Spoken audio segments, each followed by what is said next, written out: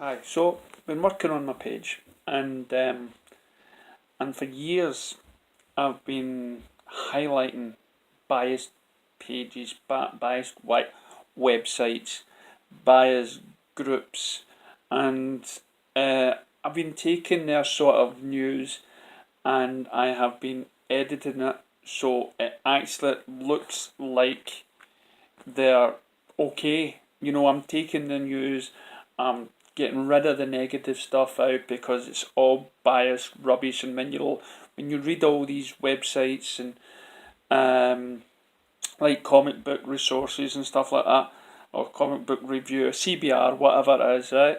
Or you've got comic comicbook.com. There's so many of them, and for a while now they've been naming Zack Snyder, like in my last video, which I'll leave a link there. They've been saying, it's Zack Snyder's film and how he should be removed and everything else. Really hating, really getting on the band. And whenever Marvel comes out, right, they're always saluting Marvel. So then, and then this came out, and even though it's a hateful website, for them to do this, right, for them to do this, and with their followers, right, for them to do this, it just means publicity tenfold. That will get people talking, right? It will get people saying we want this too, because so far it's only just been like the Zack Snyder fans, right? And along the ways you've been getting ones that didn't like the Zack Snyder films but still want their cut, right? Still wants his cut.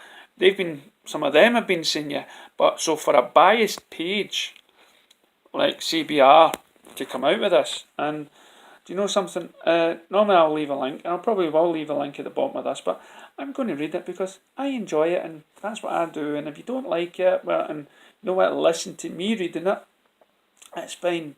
Tune over, at least like the page. In short, they want it to be released, right? So here we go. By now, the troubled saga of the production of Justice League movie is one of that you likely know all too well. Following the mixed to negative reception of BVS, Warner Brothers shifted gears mid-production of the DCEU first true ensemble film. Following the departure of the original director, at last you've said something sensible, director Zack Snyder, Joss Whedon was brought in to reshoot parts of the film in order to make it more light-hearted affair. Right? Brought in like that. But the fan reception to Justice League was ultimately disappointing. Many fans decried Warner Brothers' interference in the film's production, believing the clash of filmmaking styles between Whedon and Snyder's resulted to a less than stellar final product. For the main reason, almost as soon as Justice League hit theatres last November, fans began to demand that the studio release an Whedon-free cut of Snyder's film, one without the studio's interference and reshoots, although the existence of such a cut was deemed a myth for a good while. It was recently confirmed that the Snyder cut does indeed exist. Now there's only one sensible thing left for Warner Brothers to do. Give the fans what they want, release the Snyder cut, which I've always said. Please both sides of the fence. Make them forgive.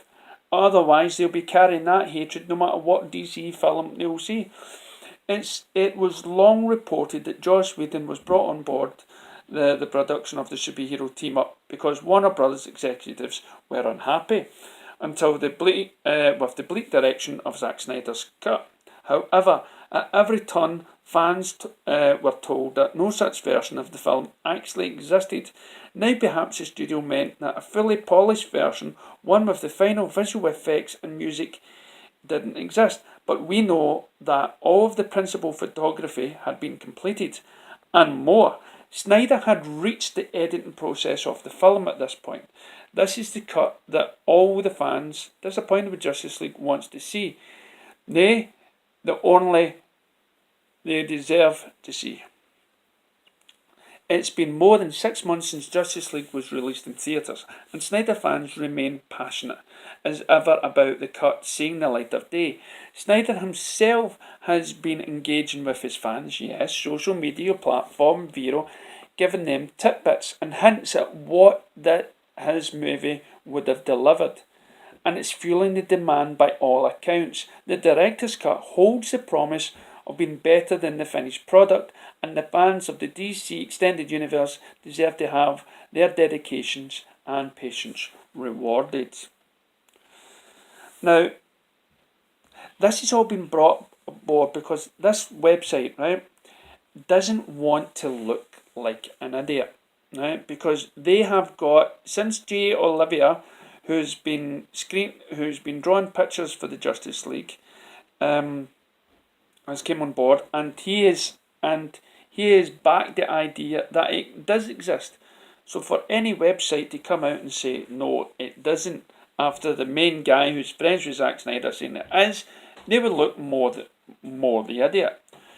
So it goes on and says, at this point, Warner Brothers has nothing to lose, and the studio would do well to appease the DCU fan base.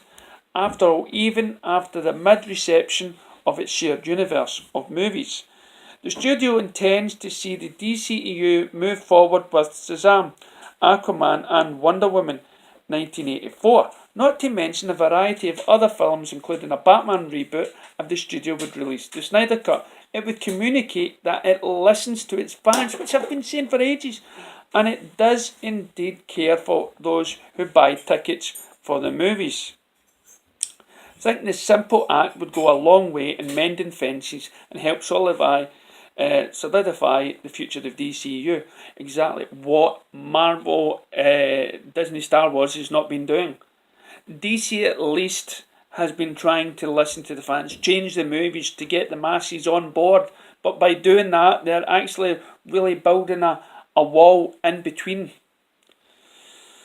The fact is, it wouldn't matter to fans demanding the Snyder Cut if the visual effects are completed or not. What they want is Zack Snyder's nearly 3-hour-long film to see the seeds that was planted for subsequent movies, the character development for the separate superheroes of the film, and a proper build-up to the formation of the Justice League.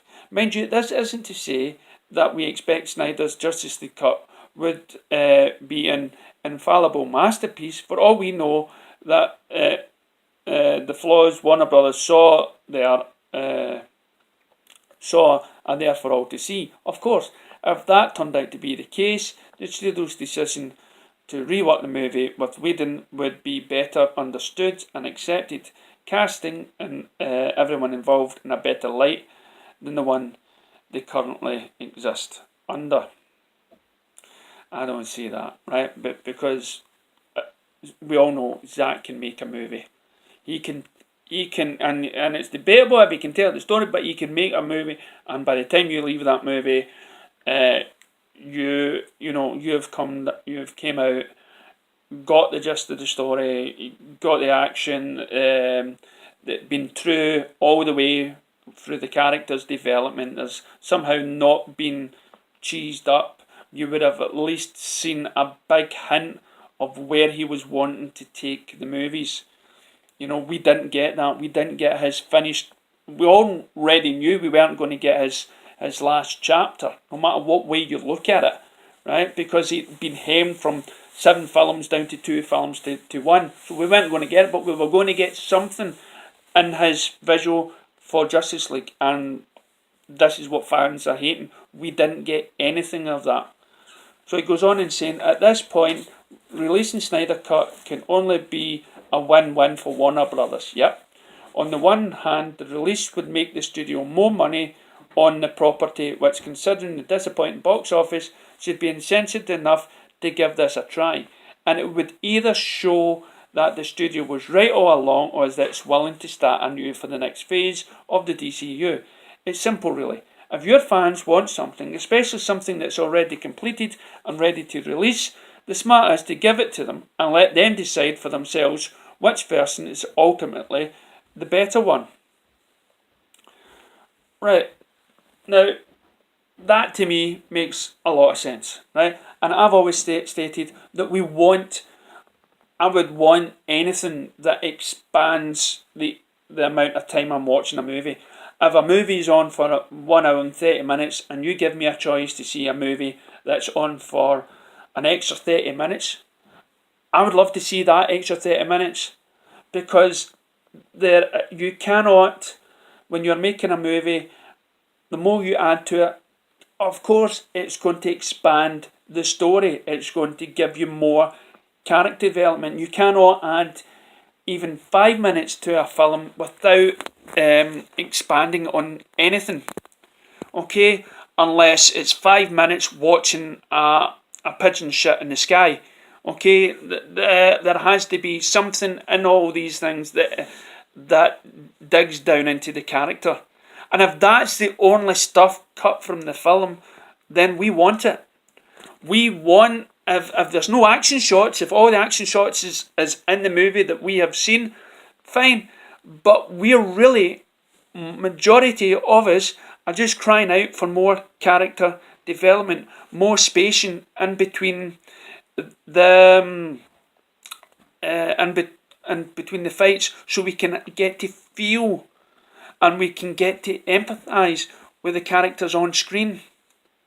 So yeah, give us it. And for this biased page, this writer or whatever, what was his name? Does it tell you his name? Anyway, I'll put the link down below.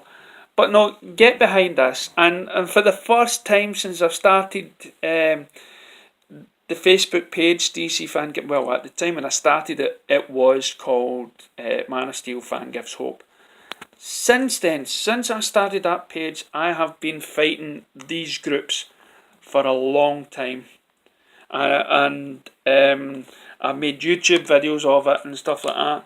So for one time, they're actually, and you know, this one post may be the only positive thing they do, but at least it will get shared, it will get passed about, and it will get people constantly. Now, how many people still talk about BVS? It's a divisive film. How many people do you think this conversation will not go away? This conversation of release the Snyder Cut will go on for the next 5-10 years until Warner Brothers tells us yes or no of its existence. Let us know what you think below, and mind, check out these links below. Okay, and check out the page, DC Fan Gives Hope, because your input is important. Thank you.